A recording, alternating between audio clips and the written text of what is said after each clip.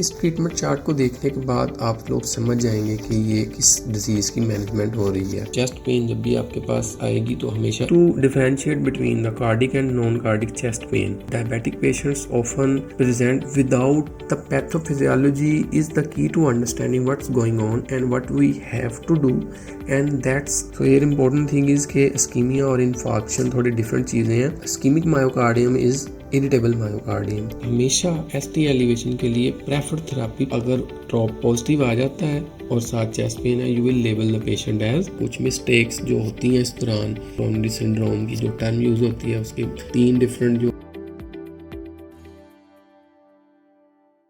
अस्सलाम वालेकुम। इस ट्रीटमेंट चार्ट को देखने के बाद आप लोग समझ जाएंगे कि ये किस डिज़ीज़ की मैनेजमेंट हो रही है, ये ड्रग्स क्यों प्रिस्क्राइब की गई हैं और इनका रैशनल क्या है। इसको इजी बनाने के लिए एक प्रॉपर थारो अंडरस्टैंडिंग से के साथ समझने के लिए इस वीडियो को आप आखिर तक देखें। आई गारंटी कि आपको इससे पहले इस तरह से कोई अच्छी अंडरस्टैंडिंग पहले नहीं मिली होगी। तो now quickly come to the topic and that is acute coronary syndrome and that prescription was for the management of acute coronary syndrome, जिसके एक्यूट कोरोनरी सिंड्रोम की एक जो वाइडर टर्म इस्तेमाल की जाती है। इसका असल में मकसद क्या है and what this term means. This is not a specific diagnosis, it is a terminology for 3 different kind of diseases that can be grouped together as their reason or their pathogenesis is almost the same. That's the difference of severity. So what actually is the key to make the diagnosis, and it is almost always the chest pain. Patients come to you with chest pain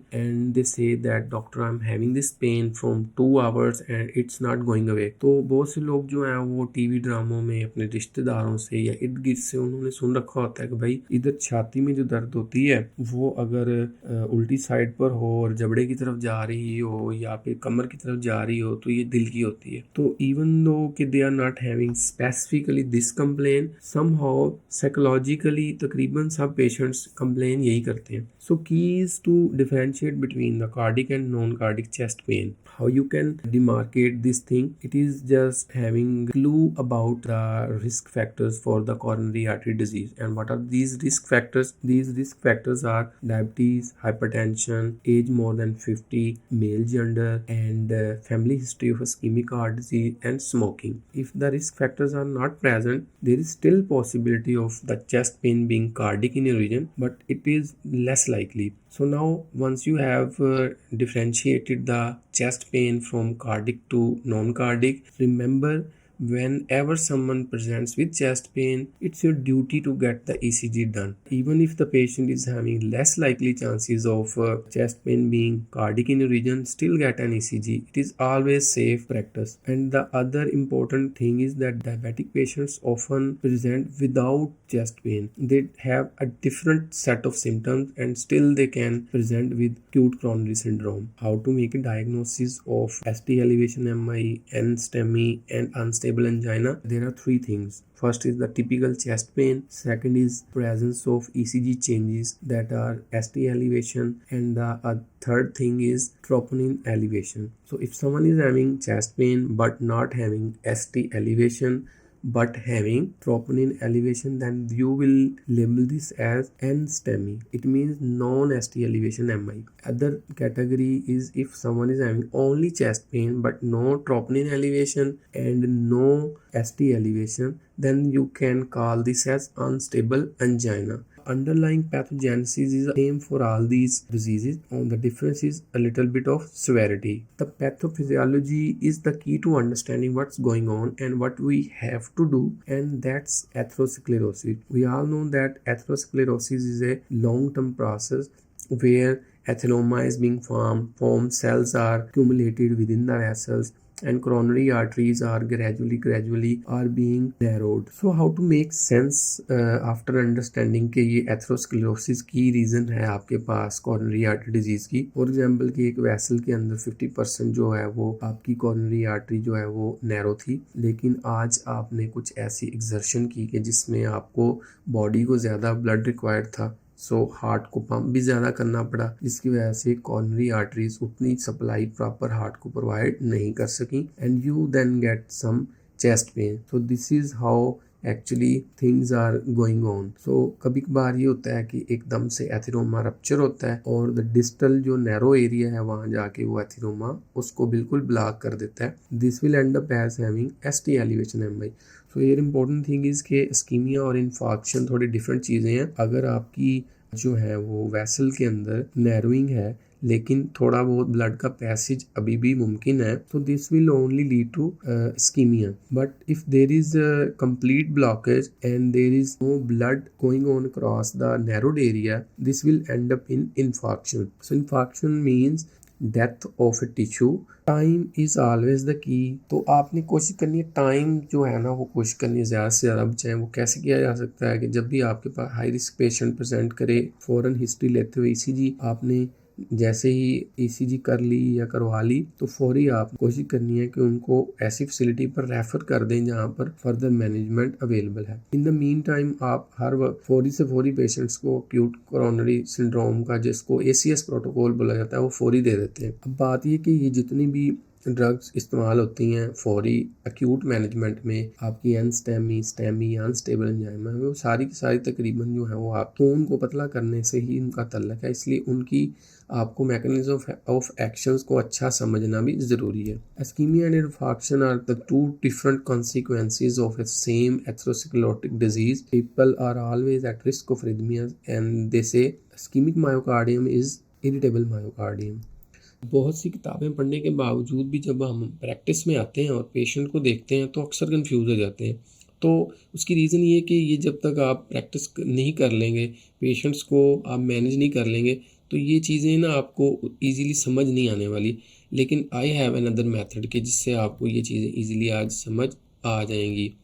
so we will try to understand by this वे।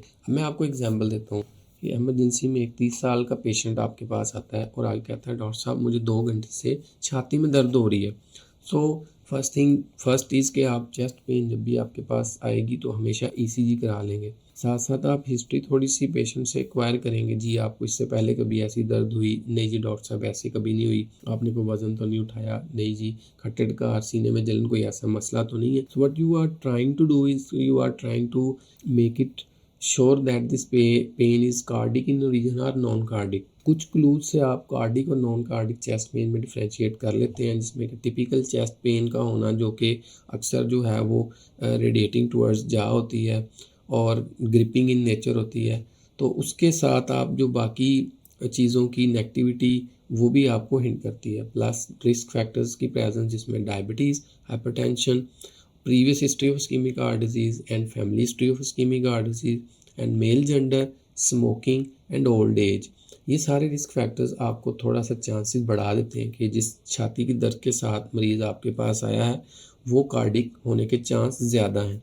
तो इस दौरान आप wait नहीं करेंगे, आप फौरी जो है उन पेशेंट्स को क्या करेंगे, पेन मैनेजमेंट के लिए आप फौरी मॉर्फिन अगर अवेलेबल है तो वो लगवा देंगे, या फिर हमारे यहाँ कॉमनली इंजेक्शन डाइक्लोरान या ट्रमोल मैक्सोलोन यूज़ किया जाता है। One bonus tip here is कि when you are not sure कि ये पेन कार्डिक है या नॉन कार्डिक है, डू एडवाइज इंजेक्शन राइजिक एज वेल। और उसी के साथ फिर ये है कि आप जो है ना इंजेक्शन नोस्पा का भी यूज़ कर सकते हैं। कभी कभार ये GI रीजन की पेन जो है ना वो बड़ी डिफ़िकल्ट हो जाती है डायग्नोज करना। Giving these drugs sometime helps और प्रैक्टिस में बड़ी कॉमन है। तो जितनी चेस्ट पेन कार्डिक नहीं होती उससे ज़्यादा ये जो GI रीजन की चेस्ट पेन आपके पास आती है और अक्सर मरीज़ ठीक हो जाते हैं।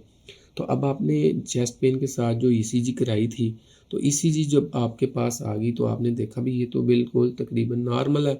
तो अब आप क्या करेंगे, अब आप जो है ट्रोपोनिन का सहारा ले सकते हैं। सो रिमेंबर कि there are 3 things required to label ST elevation और NST एलिवेशन और अनस्टेबल एंजाइना। तो इसका क्या मतलब, मैं आसानी से आपको समझाता हूँ कि चेस्ट पेन अगर पेशेंट को है और वो टिपिकल है, अब उसके साथ अगर आपकी ECG के ऊपर ST एलिवेशन आ गई तो आपका डायग्नोसिस बन गया। आप फिर फौरी से कार्डियोलॉजी रेफरल करेंगे, या फिर आप क्या करेंगे कि अगर ऐसी फैसिलिटी जो कि नज़दीक है और वहाँ PCI अवेलेबल है तो फिर आप हमेशा ST एलिवेशन के लिए प्रेफर्ड थेरेपी PCI है तो आप उनको फौरी वहाँ रेफ़र करेंगे। बशर्ते कि अगर आपको लगे कि ये 2 घंटे के अंदर अंदर वहाँ जाया जा सकता है, या अगर फैसिलिटी बहुत ज़्यादा दूर है तो फिर फौरी आप उनको थ्रोम्बोलिटिक्स का जो है ना वो इंतज़ाम कर लेंगे या फिर अपने मुतल्लिका डिपार्टमेंट में रेफ़र कर देंगे। अब दूसरा सिनेरियो है कि आपके पेशेंट को चेस्ट पेन थी लेकिन ST एलिवेशन नहीं आई, but other signs of ischemia present थे, जैसे T वेव इन्वर्जन्स या ST डिप्रेशंस थी। तो इस सूरत में आप क्या करेंगे कि भाई अब आप ट्रोपोनिन का सहारा लेंगे। अब आप वेट करेंगे कुछ देर, पेशेंट को साथ साथ मैनेज करेंगे और उसको फिर जो है ना ये मेडिसिन साथ साथ देते रहेंगे। तो अगर ट्रॉप पॉजिटिव आ जाता है और साथ चेस्ट पेन है, you will label the patient as an ST elevation. अब आपके पास थ्री जो थी वो सिचुएशंस क्लियर होगी। तो तीसरी सिचुएशन है कि अगर पेशेंट का एनस्टेमी नहीं है, यानी कि ट्रॉप रेज नहीं है, ओनली चेस्ट पेन है, तो one thing that can explain is के ये अनस्टेबल अंजाइना है या ये चेस्ट पेन कार्डिक रीजन की ही नहीं थी, यानी it was non cardiac chest pen. तो फिर फर्दर आपको कुछ इन्वेस्टिगेशन का सहारा लेना पड़ेगा। बट स्टिल इम्पोर्टेंट थिंग इसके एक और क्लू जो आपको मिल सकता है वो ये कि अगर पेशेंट की नाइट्रेट से पेन रिलीव हो रही है, सो दिस विल फेवर कि ये अनस्टेबल अंजाइना था इस बार, जिसने हॉस्पिटल आने पर मजबूर कर दिया पेशेंट को। तो ये जो फ्लो चार्ट है इसको अब हम 1 बाय 1 देख लेते हैं कि पेशेंट आपके पास इमरजेंसी में है। हमेशा आपने देखना है कि पेशेंट भाई कोई ऐसी लाइफ थ्रेटनिंग चीज़ें तो नहीं चल रही कि जिसके लिए रिससिटेशन रिक्वायर्ड है। फिर आपने पेन मैनेज कर ली और निमोनिक इस फ्लो चार्ट का आप MONA2 या MONA3 की फॉर्म में याद रख सकते हैं।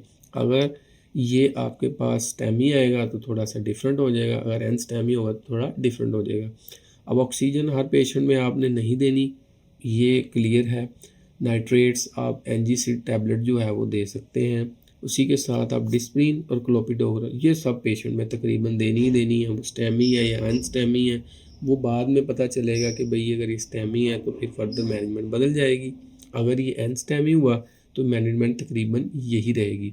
तो अनस्टेमी के लिए MONA2 एंड अगर वो है आपके पास स्टेमी तो फिर तीसरा A भी ऐड हो जाएगा, वो एंटी थ्रोम्बोटिक्स हो सकते हैं या फिर आपके पास वो एंजियोग्राफी हो सकती है जिसके साथ ही स्टंटिंग भी अगर रिक्वायर्ड है तो वो भी हो जाएगी। आई होप कि इस तरीके से आपको कुछ थोड़ी ज़्यादा एक क्लिनिकल अंडरस्टैंडिंग हुई होगी कि किस तरह आते हैं चेस्ट पेन के पेशेंट्स और ये जो ट्रीटमेंट लिखा जाता है वो क्यों दिया जाता है। अब हम वापस 1 बाय 1 एक एक करके इन ड्रग्स को भी जल्दी से देख लेते हैं। हमने वही बात की कि जब पेशेंट चेस्ट पेन के साथ प्रेजेंट करे और आपको लगे कार्डिक इन्वर्जन है तो फौरी से पेन मैनेज करें और उनको डिस्प्रिन एंड क्लोपिडोग्राल फ़ौरन जो है वो मेडिसिन खिला दें। और आप 1 cc इंजेक्शन हेपरिन लगाने के बाद अगर आपको लग रहा है कि पेशेंट को फर्दर कंटिन्यू करनी है तो आप 1000 यूनिट पर आवर के हिसाब से कंटिन्यूस इन्फ्यूजन कंटिन्यू कर सकते हैं, या फिर क्लेक्सेन का इंजेक्शन 60 मिलीग्राम जो है वो डेली के हिसाब से उसको एडवाइस करके अगर एडमिशन करना है तो 3 to 4 डेज़ के लिए एडवाइस कर दें, अदरवाइज़ जो है वो आप फिर हेपरिन दें। मोनीटर करने के लिए आप जो है वो फिर प्रॉपर मोनीटरिंग करें कि आपका गोल भी अचीव हो रहा है। मकसद क्या है, खून पतला करना ताकि जो आपका कॉर्नरी आर्टरी डिजीज़ में जो आपका एथिरोमा है वो फर्दर प्रोग्रेस ना हो और इस्कीमिया वर्स ना हो। अब स्टैटिन्स जो हैं वो तकरीबन सब पेशेंट में देने पड़ ही जाते हैं, क्योंकि रिस्क फैक्टर है। हाइपरलिपिडीमिया भी एक जो है वो आपका कॉर्नरी आर्टरी डिजीज़ का, तो ज़्यादातर पेशेंट्स को फिर आपको हाइपरलिपिडीमिया भी मैनेज करना है। डायबिटीज़ अक्सर पाई जाती है, अगर प्रेजेंट हो तो उसको अकॉर्डिंगली मैनेज करें। पहले से अगर कोई ले रहा है ट्रीटमेंट तो ठीक है उसी जारी रखें, अदरवाइज़ कोशिश करेंगे अगर आपको एंजियोग्राफी का प्लान है तो फिर आप ओरल ड्रग स्टॉप करें और उनको इंसुलिन पे शिफ्ट कर लें, बिकॉज के उसके अगर मेटफॉर्मिन ले रहा है तो फिर लैक्टिक एसिडोसिस का रिस्क बढ़ जाएगा और बल्कि हो जाती है लैक्टिक एसिडोसिस।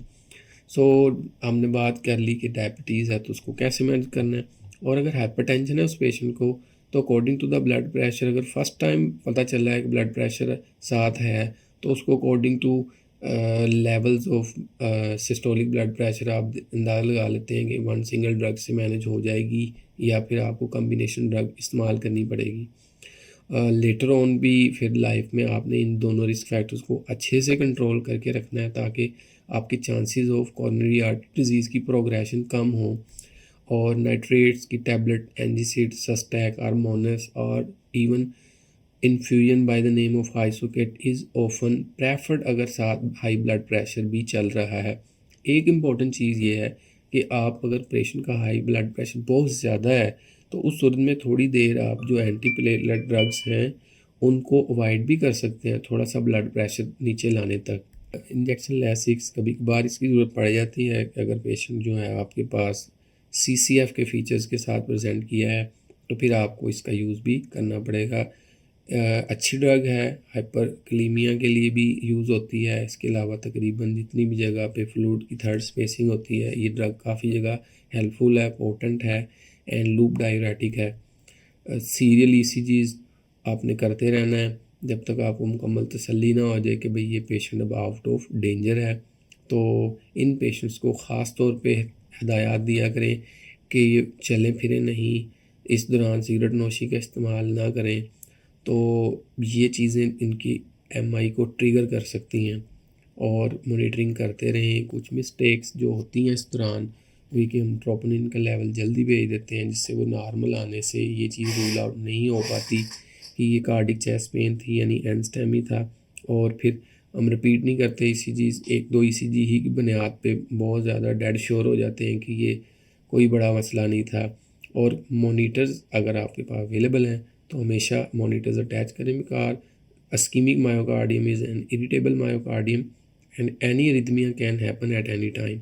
तो आई होप कि ये निमोनिक से भी आपको और क्लिनिकल एक वे से बताने के बाद आपको कुछ ज़्यादा अंडरस्टैंडिंग होगी कि आपने एक्यूट कोरोनरी सिंड्रोम की जो टर्म यूज़ होती है उसके 3 डिफरेंट जो आगे आउटकम्स हैं उनका मतलब क्या है, सबकी मैनेजमेंट में डिफरेंस क्या है और कौन सी ऑप्शन प्रेफर्ड है और इन ड्रग्स को देने का मकसद क्या है।